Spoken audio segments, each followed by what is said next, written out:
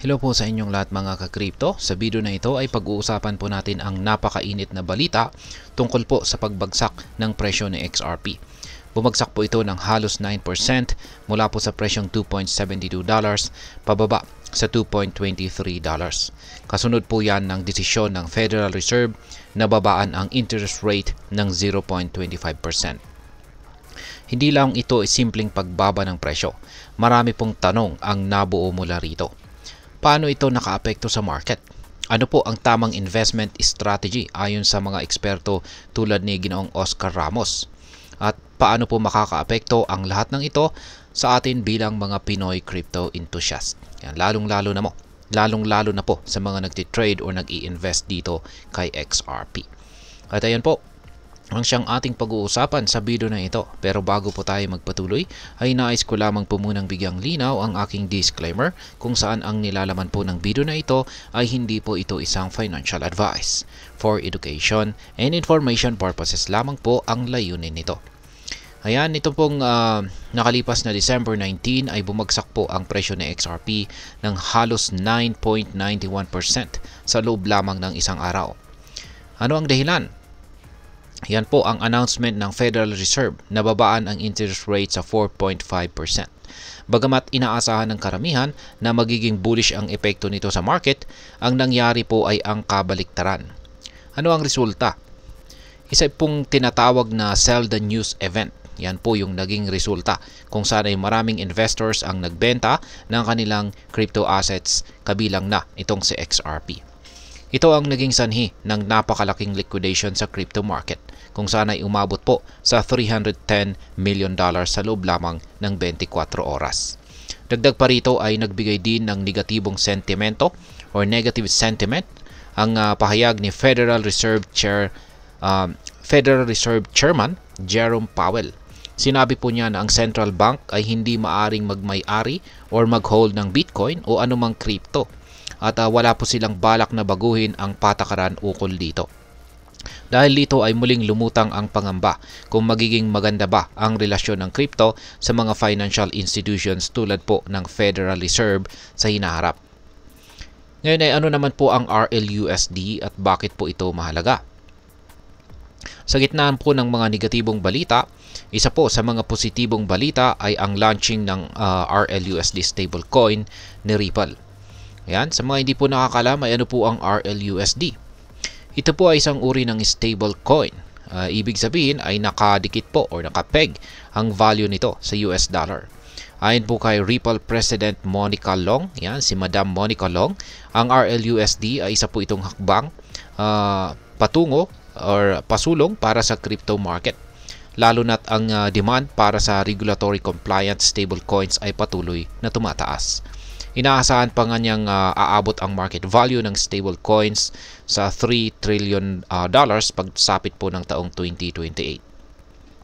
Ngunit ano po ang koneksyon ni XRP dito? Naniniwala po ang ilang eksperto na ang inisyatibong tulad ng RLUSD ay makakapagbigay po ito ng long-term value kay XRP dahil sa pagpapalawak ng use cases nito. Sa madaling salita, habang volatile po ang presyo ni XRP ngayon, may potential po itong maging mas matatag sa hinaharap dahil sa mga projects tulad ni RLUSD. Ngayon ay ano naman po ang sinasabi ng isang market expert na si Ginoong Oscar Ramos.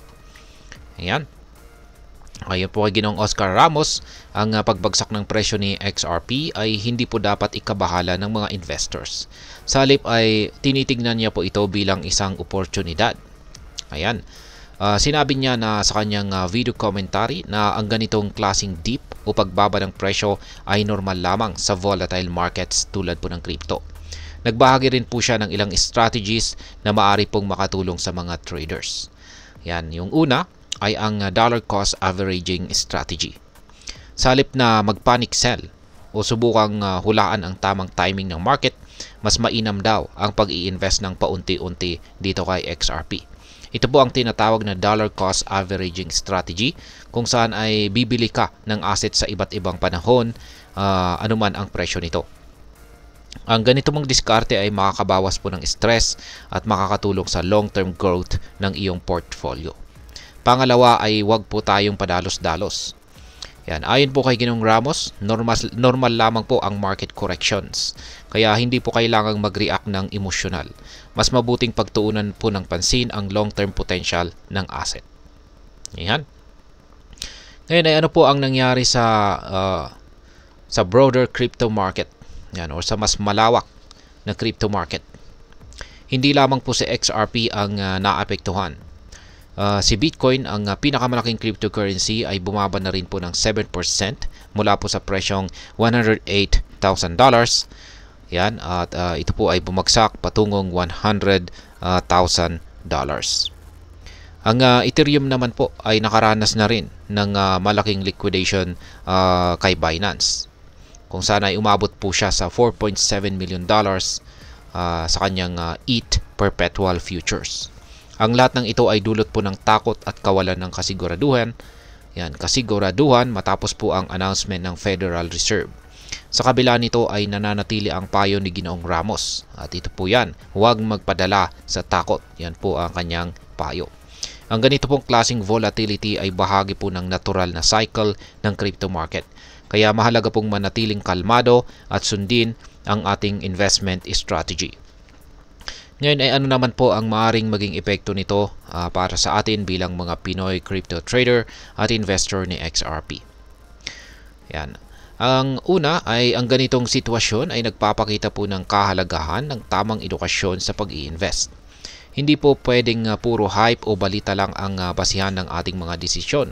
Kailangang intindihin po natin ang mga macroeconomic factors tulad po ng interest rate changes na may malaking epekto sa market. Pangalawa ay mahalagang tandaan na volatile po talaga ang crypto market. Kaya kung ikaw po ay isang long-term investor, mas makakabuti po ang mag-stick sa mga diskarte tulad ng dollar cost averaging kaysa mag-panic sell. At higit po sa lahat ay i-invest lamang ang perang handa mong mawala. Ang crypto market ay mataas ang reward pero mataas din ang risk. Ngayon ay ano naman po ang aking masasabi tungkol dito? Para sa akin, ang nangyari po kay XRP ay isa po itong wake-up call sa lahat ng mga investors. Hindi laging pataas ang presyo ng crypto. May mga pagkakataong babagsak ito. Pero ang mahalaga ay paano po tayo magre-react sa ganitong sitwasyon. Ang mga proyektong tulad ng RLUSD ay nagpapakita po ito ng potensyal kay Ripple at kay XRP sa hinaharap. Pero dapat pa rin nating tandaan na wala pong garantisado dito sa mundo ng crypto.